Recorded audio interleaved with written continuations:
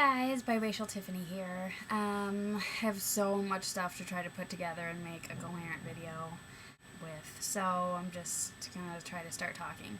The last video got some comments about the part where I said that whites are on top of the race chain and blacks are on the bottom, as if well, first of all, as if I believe in race is anything but a made-up social construct. And the reason for the made-up social construct is so that someone's on the top and someone's on the bottom. So if you want to go around and be all politically correct and not hurt anyone's feelings and pretend like that still doesn't exist, go right ahead. But I think, as U.S. Attorney General Holder said, like, that kind of jumping to the end where race is over and nobody's on the top and nobody's on the bottom and everything's even now is not going to help anything. That's a type of mental dysmorphia, as I would say. So I thought that if one had watched my videos before, it was a given, or it is a given, that I do not buy into race, and that the whole reason why I put myself out here in this way is to try to bring to light the reality of these situations that none of us living in this country right now created, but we all live under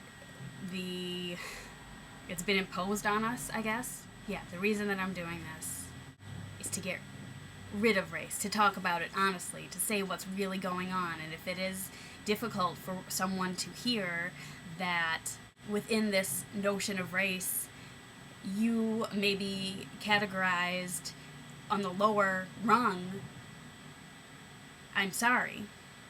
I feel comfortable enough saying that because I know, looking as I do, having the experiences that I have had, that in the world, I am perceived to be part of that bottom rung. So it's not offensive to me to be honest about that. And the reason, again, that I do this is because when I realized that, oh my God, I'm biracial, I'm not exclusively black, I realized there was like a code of secrecy and shame around being biracial. And I realized that that just made for a lot of untapped potential, because I was not living a life from like a foundation of my whole self. But more important than that to me was that I realized that there must be so much untapped potential in the black community, because you're born into this world and you can't help but be affected by the images, the ideas, the notions that you see everywhere, that white is right. I cannot remember, although I think it was Erica Kennedy who wrote a book called Bling. She said, white is right is a global deception. And I thought that was so profound and so succinctly said. And it is. It just is. And then on top of that, which doesn't concern me as much, as I've said before, because I think white people are pretty comfortable living in these conditions, is that there's a lot of untapped potential there as well. Just to be the best person you can be. It means not seeing people as others and turning off your ability, capacity to empathize with them. God, I'm just like so irritated because, well, just because I am. I just don't see how we are ever going to get to the bottom of this if we can't even admit what's going on. And I think I have General Holt, part of his speech, up here. Imagine, if you will, situations where people could confront racial issues freely and without fear. We still speak too much of them and not us. Our history has demonstrated that the vast majority of Americans are uncomfortable with and would like to not have to deal with racial matters. And, ellipses. He says, we are then free to retreat to our race-protected cocoons where much is comfortable and where progress is not really made. Well, I don't have a race-protected cocoon. I don't have one. I do not get together with a bunch of biracial people and we all just sort of have an understanding and it's comfortable. I'm always with people that are one or the other. And so what is unique? Somebody said there's nothing unique about being biracial. How many people can say they've never dated someone of the exact same race as them? How many people can say I've never been in a room full of people all of my own race? That is different. That's different.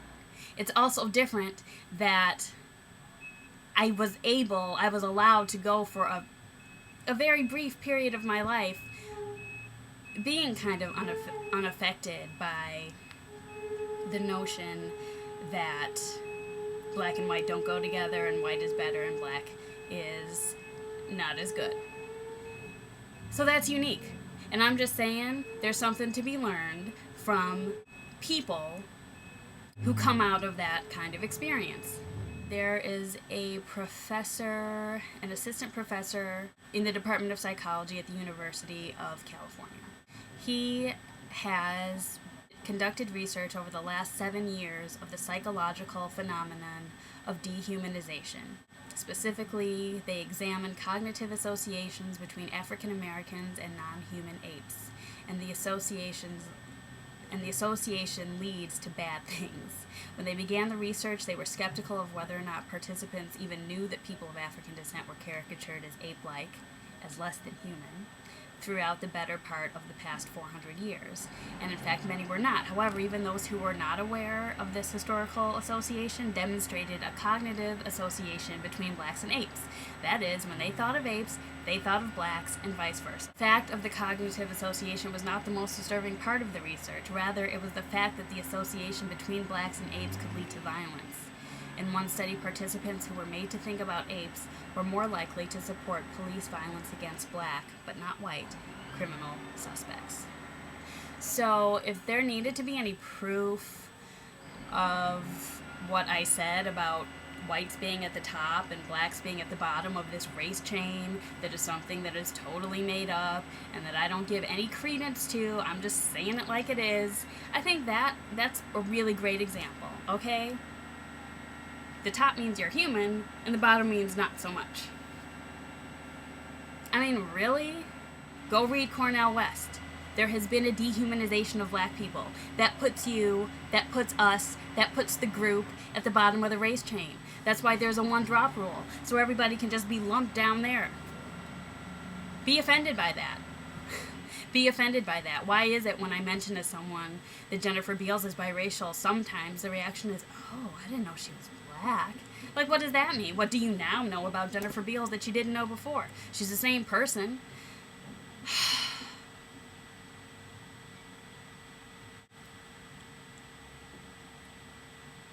Sometimes I get angry. Also, look at the Oscars. Like, how many people of color are represented there? Out to, like, a cool new restaurant in New York. I'm usually one of 2 black people there. People of color, I'll say, so nobody is like, oh my god, I thought you were biracial, not black, what? Why, when I go even to jazz at Lincoln Center, usually it's a white audience. Why is it that, like, over the last 17 years, 15 people of color have graduated from my high school? If you want to just pretend like all of this is over, I don't see how any of that stuff is going to change.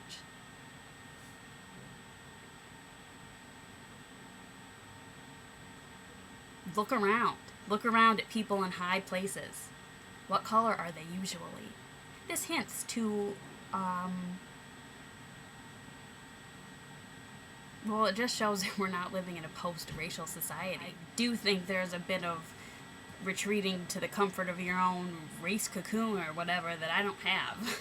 So I guess I'm just fine to go out on a limb here and try to fix this so that one day there is no box to check.